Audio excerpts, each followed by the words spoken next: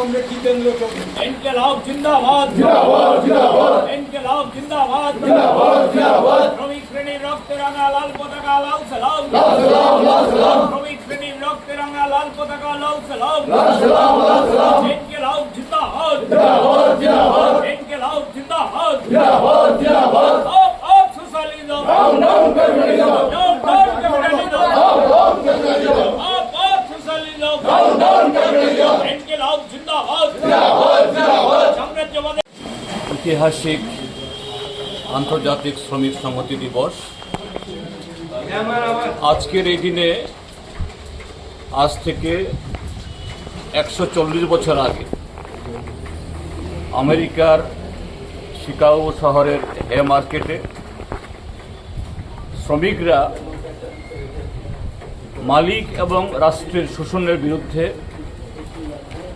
তারা তাদের যে দাবি 8 ঘন্টার কাজ, 8 ঘন্টার বিশ্রাম এবং 8 ঘন্টার বিনোদন, সে দাবিতে তাদের আন্দোলন শুরু করেছিল।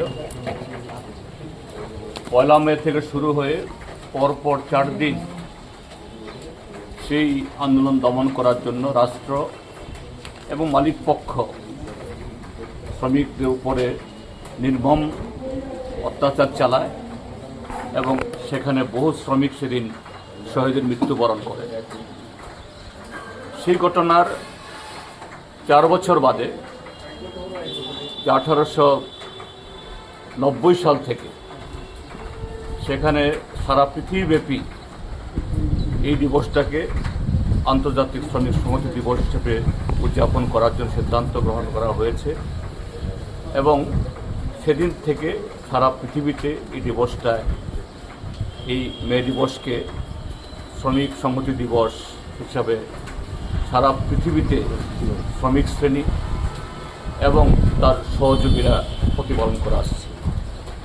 আমরা এই 2026 ইংরাজিতে সেই ঘটনার 140 বছর বাদে বা মে দিবস হিসাবে পালিত হবার এই 137তম দিবসে আমরা যখন আমাদের পার্টি অফিসে এই দিবস উদযাপন আমরা করছি, আমাদের এই পৃথিবী এই সময়েতে এবং আমাদের দেশও সেখানে সাময়িকভাবে হলেও